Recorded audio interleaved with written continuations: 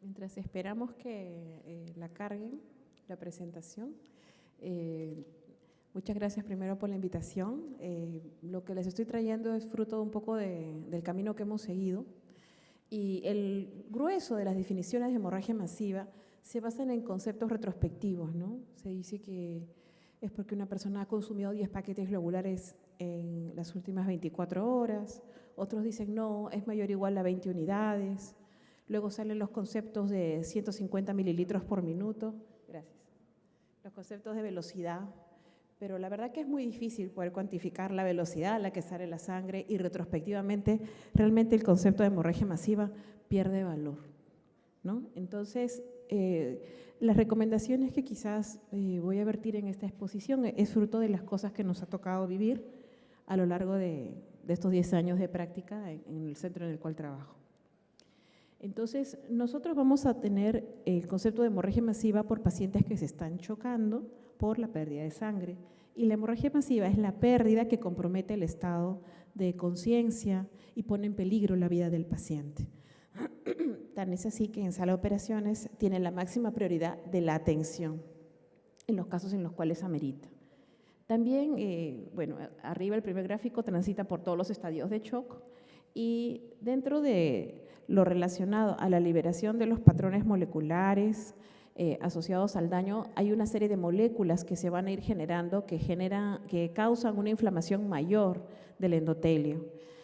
Luego tenemos el DAMPS, por ejemplo, tenemos alteraciones en la síntesis de péptidos a nivel mitocondrial, también tenemos incremento de la proteína C, tenemos alteración del glicocálix porque también hay una cadena de catecolaminas que se va a disparar y van a colaborar adicionalmente el manejo que en ocasiones nosotros vamos a darle a los pacientes colocándole soluciones cristaloides, terminándonos de barrer el glicocálix, que realmente es lo que termina de precipitar al paciente en un estado de fragilidad capilar, de inestabilidad hemodinámica. Al momento que nosotros hacemos ya la resucitación de los pacientes y el manejo y la atención de la hemorragia masiva, ya existen dentro de los criterios LTLS desde el 2018 la transfusión de sangre como el criterio aunado a la ABC de la resucitación. También existe la letra X for blood. Entonces, la sangre, en este caso la resucitación utilizando todos los hemocomponentes de manera reconstituida, es un factor muy importante. Entonces, acá está, en este slide explicamos lo relacionado a los cristaloides, que son factores iatrogénicos que se dan durante el manejo, y en el servicio nosotros hemos distribuido con 2 tecnólogos, una enfermera, un médico y un técnico en las circunstancias en las cuales hay que dar inclusive soporte hasta la red. El tecnólogo de distribución va a hacerse cargo de toda la documentación de recuperación y solicitar la muestra del laboratorio. En ese momento, en el caso de que estén pidiendo ayuda adicional por un caso de hemorragia masiva de la red, se va a dedicar a hacer la coordinación con la red y va a hacer el descargo en el sistema y a darle la salida. Lo que nosotros le decimos, el pistoleo de supermercado, para que todas esas unidades se registren en tiempo real. Esto es muy importante, ya que en otros centros hacen la atención y después al retorno de las bolsas recién registran todo. Lo ideal es que se haga el pistoleo, y para eso hay estrategias de armado de caja de hemorragia que incluyen la liberación hasta de los cuchos, yo le digo cuchitos, los terminales para poder hacer rápidamente luego la caracterización del inventario. Tenemos al segundo componente, que es el tecnólogo volante. El volante va a ir a sentarse al área de inmunohematología y espera las muestras de tromboelastografía. Él va a estar pendiente a las recepciones de lo que baja el técnico para hacer el procesado. Este es el tecnólogo que en nuestra área sale desde serología. Serología es el que tiene, por ende, el personal que tiene mayor capacidad de concentración. Suelen tener la cabeza fría, están metidos todo el rato en la parte analítica, y cuando los llamamos para hemorragia masiva se desplazan de un área analítica para entrar a otra área analítica donde simplemente su trabajo es moverse rápido. No hablan con nadie, ellos trabajan tranquilos, y si hay algo que tienen que solicitar es el apoyo del técnico que le tiene que facilitar rescate de muestra o nueva muestra. El técnico para la respuesta rápida, que es un técnico que nuestro servicio lo tenemos de disponibilidad diurna y cuando no está el técnico lo cubre la enfermera, sube necesariamente a hacer la corroboración de la hemoglobina, asegura que se cargue ese test y recupera el tubo morado y el citratado y lo entrega al tecnólogo médico. Esto es en el turno diurno. Cuando tenemos el turno de la noche, este papel es asumido por nuestra enfermera.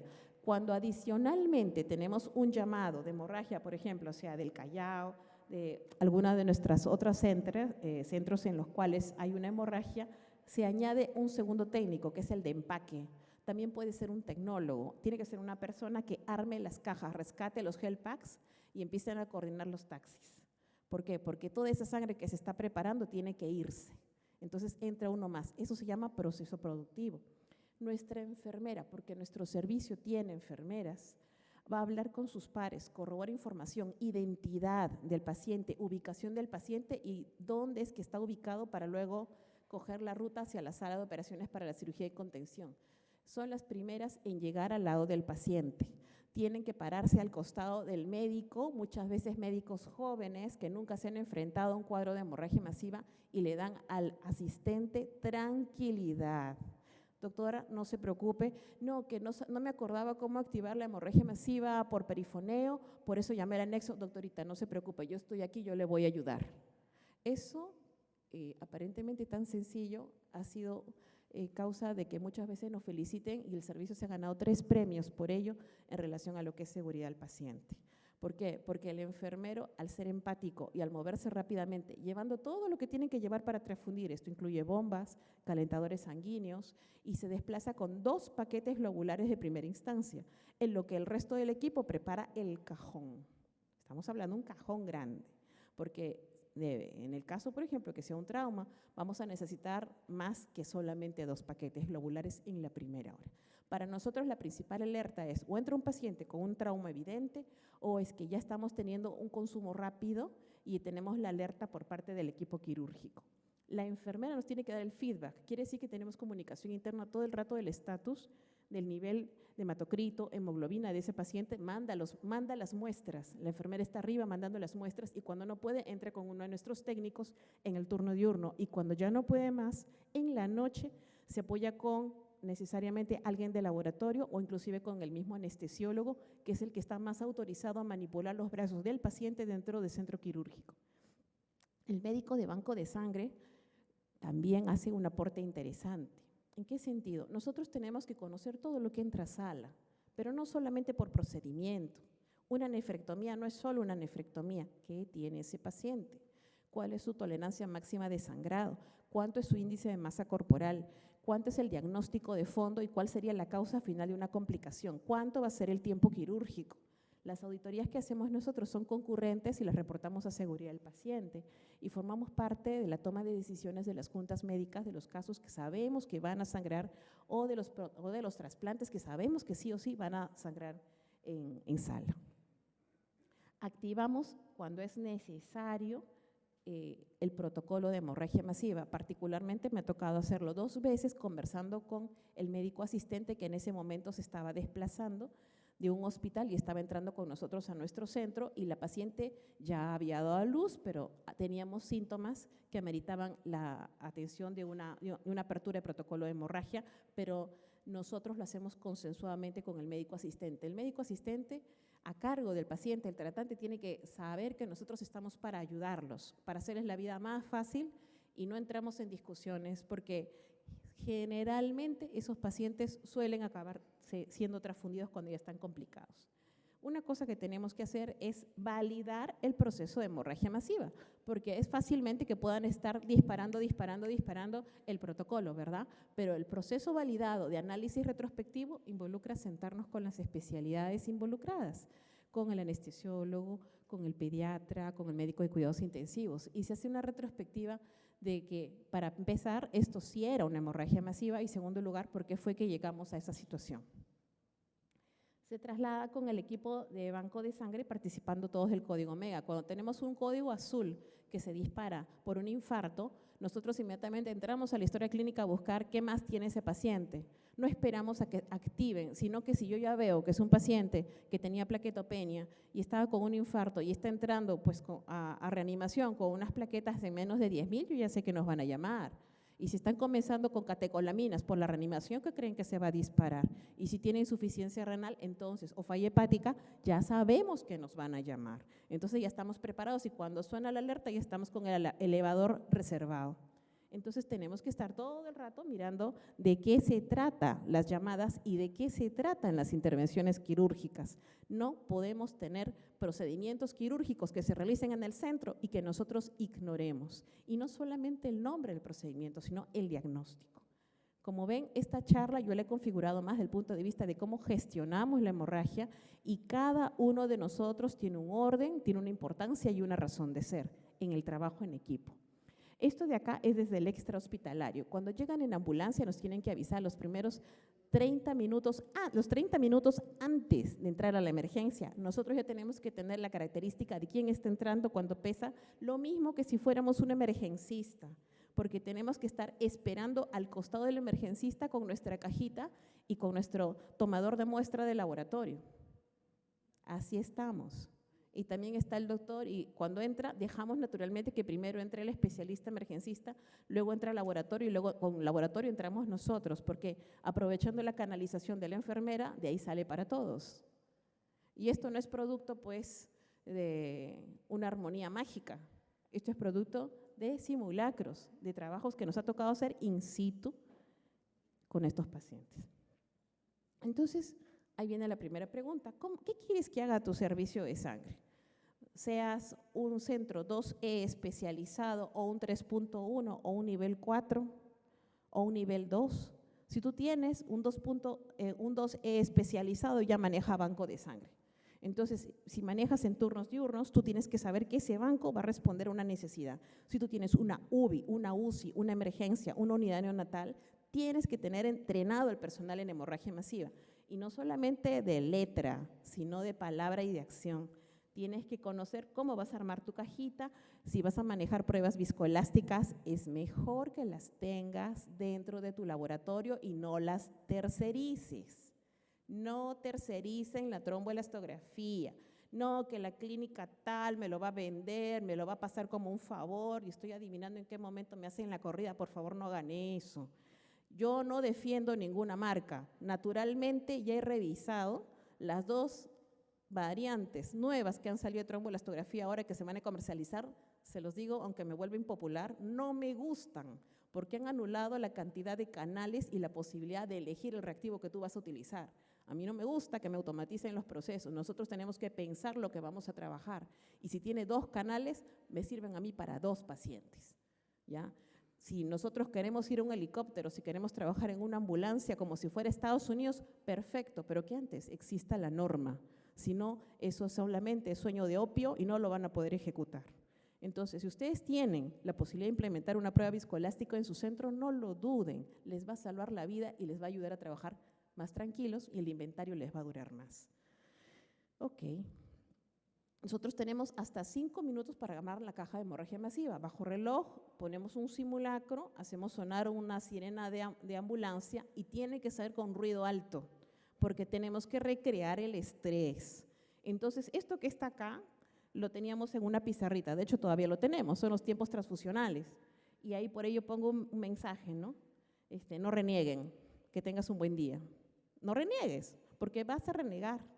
Porque no te a la primera no te van a salir las cosas, pero luego conforme hagas otra, agarres otro cronómetro, otro día, otro día, otro día, y todo el equipo está involucrado, les va a salir. Es muy importante que los servicios de medicina y de cirugía, perdón, voy a tomar un poco de agua.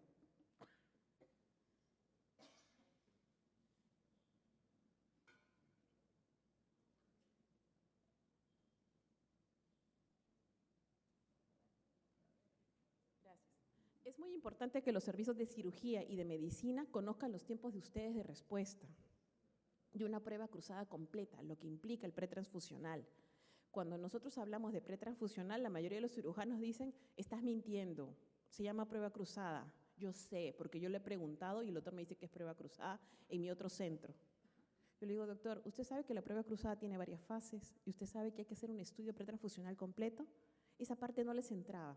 Entonces nosotros lo llamamos estudio pretransfusional y lo paquetizamos y le metimos un ratio de tiempo, porque era la única manera que los doctores entendieran que era un estudio. Ahora usted le pregunta al jefe de cirujanos, si usted le pregunta qué es un estudio pretransfusional, que si eso conlleva necesariamente una transfusión, y te va a decir, no, que lo corran, es un análisis, es importante.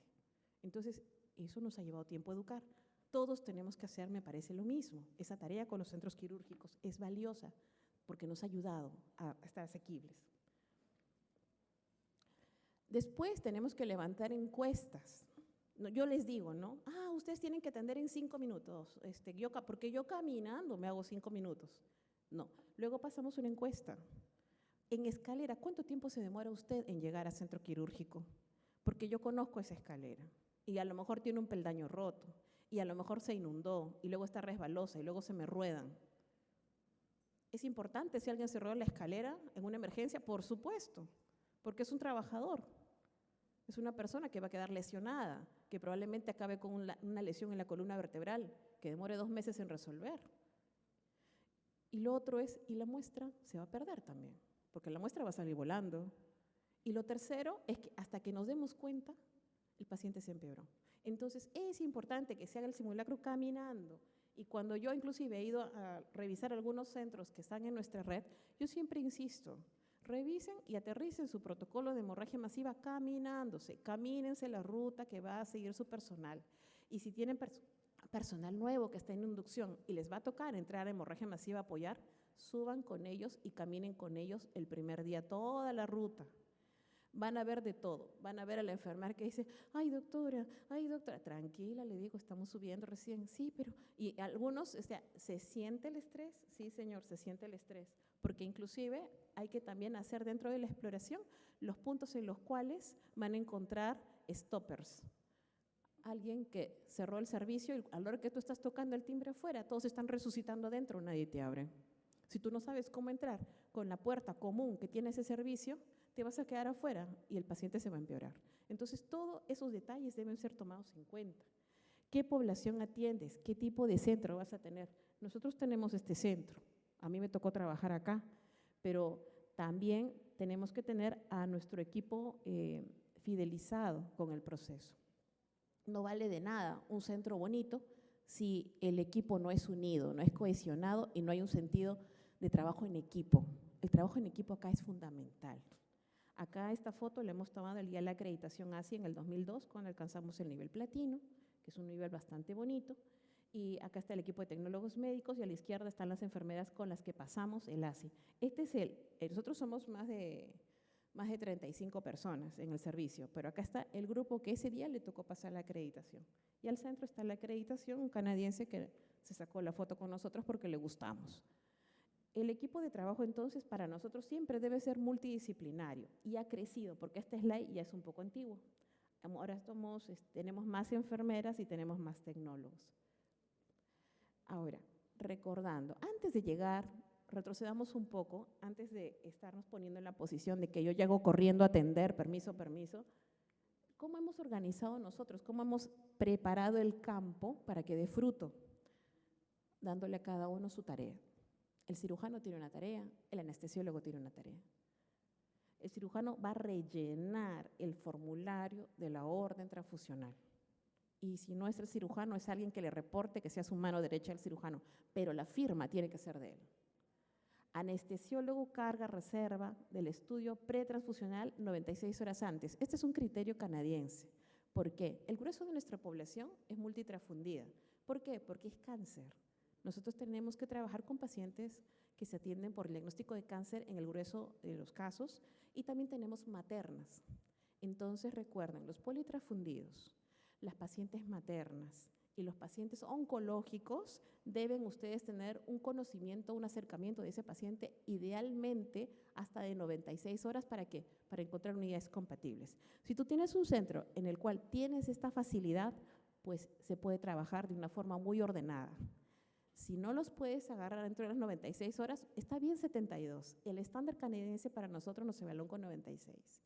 Pero les soy sincera, a veces nos pasa que entran 12 horas antes. ni 12 horas antes porque las emergencias vienen así. Pero si tú vas a una cirugía, por eso digo, preparando el pan para mayo, una cirugía ordenada, programada, debe tener todo check 96 horas antes. Yo sé que en la parte privada esto es todo un reto, porque la mayoría se están corriendo con los presupuestos y los cierres con las aseguradoras, porque en la parte privada se opera el que tiene un seguro, porque si no sale demasiado caro. Entonces el seguro te bota la carta de garantía y luego ya el que saca el presupuesto y lo acomoda y en fin, la programación de sala y ya el paciente lo quieren colocar. Digo, espérate, necesitamos saber con antelación quiénes son tus candidatos para esta operación. Yo quiero saber cuánto y luego ya vamos un poco más allá. En tu anual, ¿cuál es tu meta como servicio? ¿Qué tipos de pacientes vas a intervenir? ¿Qué tipos de trasplantes quieres hacer? ¿Qué intervenciones cardiovasculares queremos llegar como centro?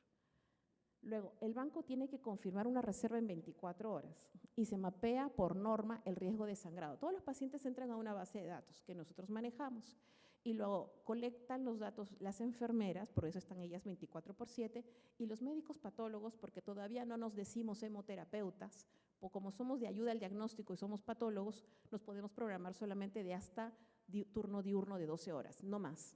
Los patólogos no hacen guardia. Un hemoterapeuta haría guardia, ¿de acuerdo? Entonces nosotros como somos patólogos clínicos, por decir hemoterapeutas no escolarizados, hacemos solamente turnos de hasta 12 y las chicas nos reportan. La enfermera se queda y ellas son las que en los turnos de noche madrugada responden y trabajan junto con el anestesiólogo y les reportan. Entonces lo que hemos hecho nosotros, ¿qué cosa? Como una estrategia es nos juntamos con el equipo de anestesia y cuando nosotros no estamos, ellas pasan a reportar al anestesiólogo y al cuerpo de enfermería en las situaciones de guardia. Es trabajo en equipo. No quiere decir que quién es el jefe acá, no. Porque luego a la final es cuando tenemos un problema, lo tenemos que arreglar entre todos. El cirujano debe hacer el consentimiento informado. Felizmente lo hace, porque es norma y hay supervisión en relación a esto. Es un estándar. Y luego nosotros cargamos en nuestra historia clínica electrónica, porque tenemos una historia clínica electrónica, cuando un paciente está hospitalizado, se confirma la disponibilidad, se llama siempre 24 horas antes. Y siempre tiene que haber un patólogo a cargo que está regulando tanto el tema del abastecimiento como el tema del consumo, ¿sí? Y hay otro a la par, que es mi papel. En el caso mío me toca ver lo mismo, pero a nivel de red. Y en ocasiones me toca ver lo mismo dentro de Delgado. Entonces, dentro del centro quirúrgico, si el paciente sangra, el anestesiólogo solicita la transfusión que ya está cargada. Entonces, cuando el paciente ya sangra, tú ya tienes el estudio pretransfusional y unidades reservadas. Solamente es despacho. ¿Qué hemos hecho para hacerlo más bonito? Como sabemos que un paciente que va a sangrar y que tiene unidades reservadas es porque va a ser un paciente que va a tener un estado de criticidad, mandamos con una enfermera que le va a reportar al anestesiólogo en sala. ¿Por qué? Porque de acuerdo a la norma peruana es responsabilidad del anestesiólogo las transfusiones que ejecutan en el acto operatorio. Entonces existe muy buena comunicación y existe una firma final del anestesiólogo que regula ese proceso en la cual la enfermera pasa a reportarla. Y puede pedir el apoyo al banco las veces que sea necesario. La hemorragia masiva, cuando ya hay hemorragia masiva, el anestesiólogo notifica, activa la hemorragia masiva y comunica a nuestra enfermera. En los casos en los cuales es una cirugía, por ejemplo, cardíaca, que de cajón tienen que subir.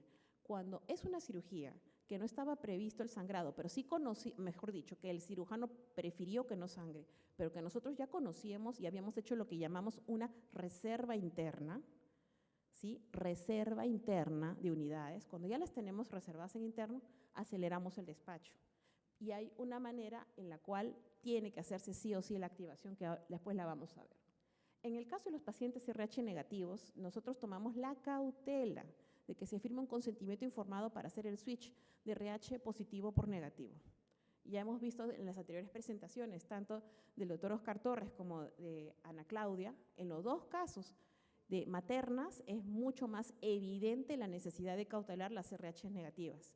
Esto, de acuerdo al criterio que manejamos para acreditación, se extrapola para las niñas y para los niños y eventualmente todo menor de edad. Entonces, las gestantes y los menores de edad tienen la preferencia de uso de las O negativas. Esto de acá es para mostrarles una paginita que creamos de hemovigilancia en el año 2022, muy bonita, y luego cambiamos el sistema operativo. Entonces, esto es para mostrarles que todas las cosas, las capacitaciones, los videos, las charlas, todo lo que creamos, de momento en un momento a otro puede cambiar.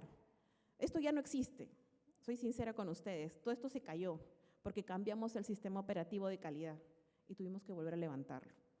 Y ahora está hecho de otra manera, ahora tenemos otra página. Pero esto era cuando trabajamos con Microsoft, por ejemplo, y todo salía con la configuración de Microsoft, ahora esta página ya no existe. Entonces lo teníamos como intranet. ¿Cuál es la política de alerta de hemorragia masiva? Ustedes deben generar una. Acá no les estoy dando la receta mágica, porque cada centro va a encontrar la mejor manera de hacer la socialización. Hay centros que utilizan walkie-talkie, hay centros que utilizan el perifoneo. Nosotros usamos el perifoneo, nos va bien. No admitimos llamada telefónica solamente por el anexo, tiene que ser perifoneo, porque se tiene que escuchar y lo activa el personal de vigilancia y seguridad a través de un número que llama el doctor, el tratante o el médico que se encuentra a cargo del paciente, llama en este caso al 6111, ¿sí? Cuando ellos llaman, dan los nombres del paciente, dan los nombres del paciente y colocan ahí la necesidad de activación del código MEGA. Cuando este código MEGA es activado, empieza a sonar solamente código MEGA habitación 815, código MEGA habitación 815. Y nosotros sabemos por el 815 quién está ahí y ya estamos saliendo. Eso es todo lo que se va a escuchar. Y es importante porque al mismo tiempo se moviliza laboratorio, se moviliza anestesio. Si es que, por ejemplo, es una materna que está sangrando en expulsivo, aparece un anestesiólogo en ese momento también. O si estás en trauma shock, aparece el laboratorio, aparecen todos al mismo tiempo. Y la activación tiene que ser, la socialización, que nosotros le llamamos activación, tiene que ser un recurso social. Tiene que haber manzanas de caramelo, tiene que haber globos, tiene que haber música, tiene que haber alegría. Y sobre todo tiene que haber preguntas, porque se hacen dinámicas y charlas en relación a cómo te gusta esto, cómo me gusta cuidar a mi paciente, cómo es que nosotros podemos tener esa imaginación. Acá no se distingue quizás, pero acá tenemos a una enfermera de seguridad al paciente, a la líder, tenemos a una auditora, atrás tengo a dos chicos de vigilancia, que son los encargados de perifonear, porque son sus voces de vigilancia las que se escuchan. Y es importante que esté vigilancia, porque ellos activan cámaras y nos ven correr por todos lados. Cuando hay un problema en la cual nosotros no llegamos a tiempo, se hace la revisión con cámaras. ¿Por qué no pudimos llegar a tiempo? ¿Qué fue lo que pasó? ¿No? En ocasiones, por ejemplo, sucedió de que se encerraron todos y estaban resucitando y yo estaba que golpeaba y golpeaba la puerta y en una de esas vino una chica de seguridad al paciente y me dijo, doctora, por acá, y me abrió una puerta de un costado que yo no conocía. Yo pensé que eso estaba con llave, no, por acá entran cuando está cerrado acá. Ay, Dios mío santo. Y luego se hizo la retroalimentación, operaciones. Esta puerta debe estar abierta siempre, ¿no? O limiten la circulación de personas que no son de tránsito interno. En otras palabras, los familiares no pueden pasar por ahí, ¿ok? Para justamente poder nosotros estar accesibles. ¿Cada cuánto tiempo se reúnen para auditar las historias clínicas? Esto es diario. Las historias clínicas deben ser revisadas a diario y forman parte de lo que es la previsión de los médicos que trabajan en nuestro servicio, a los cuales les extiendo mis felicitaciones y sobre todo a la doctora Lacey que acá ha llevado los comités de hemorragia masiva y también nos sustenta de seguridad al paciente, ¿no? Entonces nosotros cuando nos juntamos, nos trabajamos junto con auditores, tenemos madera de auditores porque estamos acostumbrados a trazar todo el tiempo líneas de tiempos transfusionales y luego es preciso en muchas ocasiones hacer la auditoría concurrente en presencia de alguien de seguridad al paciente, porque hay cosas que es necesario trabajar en equipo justamente para bienestar tanto de las maternas, de los pacientes que van a ser sometidos a procesos de trasplante o de cirugías largas, ¿no? Gestionar la sangre del paciente va más allá que solamente llevar bolsas de sangre. Gestionar la sangre del paciente es conocer su reserva, su capacidad de sangrado, es conocer la posibilidad de utilizar hierro antes del acto quirúrgico, es, por ejemplo, también utilizar pruebas viscoelásticas, saberlas interpretar y elegir la mejor tecnología, la que mejor se acople. Utilizar la caja de hemorragia, saber ser sabios con el dinero, no por el hecho de yo gastar 8,000 soles en una caja de hemorragia de cierta marca, es que voy a hacer mejor las cosas. A lo mejor lo voy a hacer más rápido si yo empodero con loncheras y con data logger. Lo voy a hacer capaz mejor porque va a pesar menos. porque porque me voy a poder meter más rápidamente en un ambiente estrecho y voy a preparar mi mesita. Es importante también conocer las necesidades de los otros servicios. Por ejemplo, saber en qué momento entrar y dónde pararnos al momento que están resucitando un paciente para no estorbar.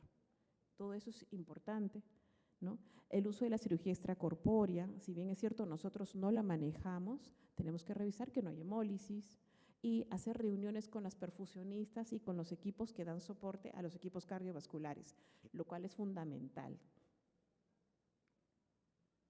Esta fue la primera vez que nosotros tuvimos la oportunidad de estar en sala a raíz de un nacimiento de gemelares en una puérpera que tuvo un caso de atonía uterina. Si ustedes observan, esto quizás pueda ser algo anecdótico. A las 18:44 cargan el estudio pretransfusional y a las 18:45 llaman avisando por teléfono que hay alerta de hemorragia masiva. Y digo, pero entonces, ¿para qué cargaste estudio pretransfusional? No importa, subimos, empezamos la transfusión, porque ya estaban arriba del momento que habían avisado. Felizmente teníamos a una enfermera circulando y lo que se acabó de transfundir es todo ese pack que está ahí, porque mandaron un box completo. Luego, a los 10 minutos de haber hecho la alerta, en ese momento todavía no teníamos el simulacro ni nada de la implementación, sube el médico de banco a los 10 minutos a comprobar el grupo sanguíneo. Luego hacemos nuevamente la entrega ya de la caja con el armado y a las 7 de la noche comienza la transfusión. En ese momento respondimos a los 15 minutos. Y luego, como ya había un tiempo, se priorizó el uso de unidades O positivo o A positivo porque pudieron discriminar el grupo y luego ya a las 7:14, a través de un SPIN, se dio la salida de las unidades. Esto fue lo que a nosotros nos cambió el chip y nos hizo ver de que nosotros nos teníamos que meter más, porque si no esto se podía repetir N veces. A las 7:30 desactivaron hemorragia masiva. Entonces, lo otro es si los equipos utilizan algún tipo de score, es diferente el ABC, por ejemplo, que es de prehospitalaria, que el TASH, que es para intrahospitalario. Este caso clínico, en síntesis, nos observa lo siguiente, nos muestra lo siguiente.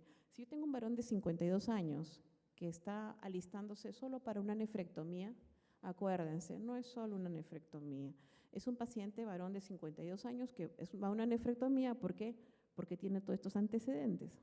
Tiene una neoplasia renal derecha, una trombosis renal, tiene hiperuricemia, quiste hidatídico pulmonar como antecedente, pero lo más interesante es que se hospitaliza porque tiene una tumoración en vena cava inferior que llegaba hasta la suprahepática.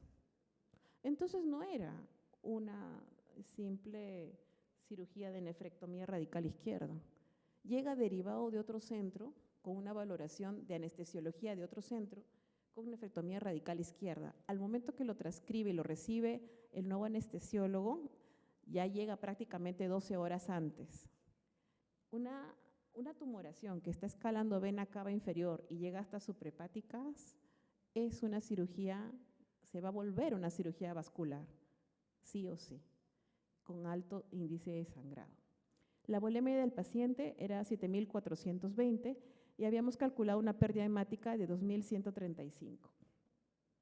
¿Cuáles fueron las recomendaciones del anestesiólogo? Su ayuno, más de 8 horas, y reservar 4 paquetitos, una feresis y 8 plasmas, ¿no? Porque ya sabían ellos que iba a sangrar. Siga las indicaciones del neumólogo, anestesia general, monitoreo invasivo, de acuerdo, manejo postoperatorio de UCI y ya. Estaba con hemoglobina 11.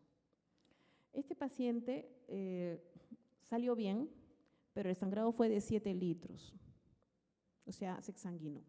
Era una hemorragia masiva real y utilizaron inclusive la máquina de recuperación sanguínea. Y ahí viene otro pequeño paréntesis. Si están haciéndose un abordaje de una tumoración grande y se va a hacer la revisión a nivel de vena cava, de una tumoración que pues va a caminar desde vena cava, entonces prácticamente hasta las venas suprahepáticas es un tumor muy grande. Entonces, ¿nosotros qué vamos a hacer acá? Lo que tendríamos que haber hecho era, aparte de subir y estar ahí, entrenar y verificar, y ese es un estándar también, que las enfermeras que van a manejar la recuperación sanguínea evidentemente deban ser de planta. Lo que estoy diciendo es una recomendación muy importante, pero es importante también tener en cuenta que no hay muchos centros que manejen recuperadores sanguíneos acá en Lima, ¿ok? Y lo que suele pasar es que el mismo equipo de enfermería anda de migrante de centro en centro. Los mismos que trabajan en un hospital, luego se van a una clínica a agarrar un cell saver, por ejemplo.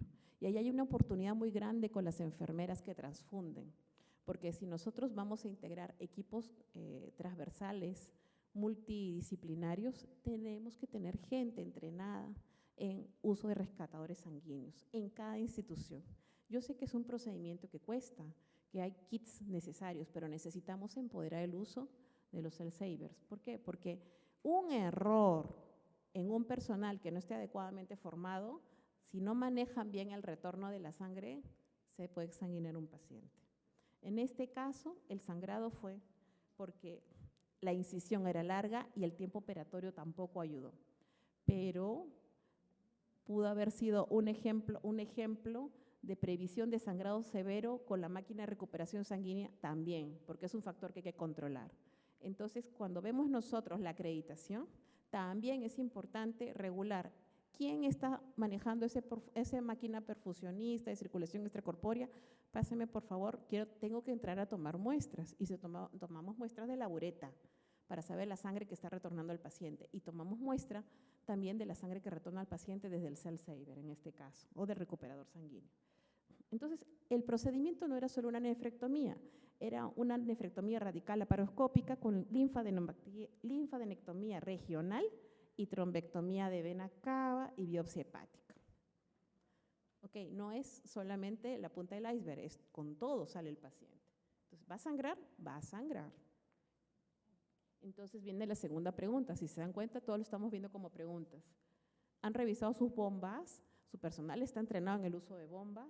¿Revisaron que los warmers funcionen? Los warmers están a cargo de enfermería y nuestra principal utilidad es en el uso de pacientes que están emitiendo autoanticuerpos fríos potentes y con titulaciones altas asociadas a hemorragia. Entonces, ese es nuestro principal. Segundo uso, hemorragia masiva. Tercer uso, trauma.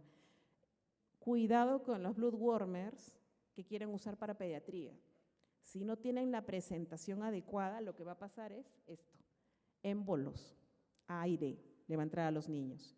Entonces les digo, porque en Lima casi no se venden, y no es que esté vendiendo yo, blood warmers para pediatría, aunque ustedes no tengan demasiadas hemorragias masivas, deben tener esos kits si es que tienen una emergencia y si es que tienen un servicio de internamiento pediátrico. Yo creo que acá nomás llegó, ¿sí? Cualquier cosa, estoy atenta a sus consultas. Muchas gracias por la oportunidad de exponer. Gracias.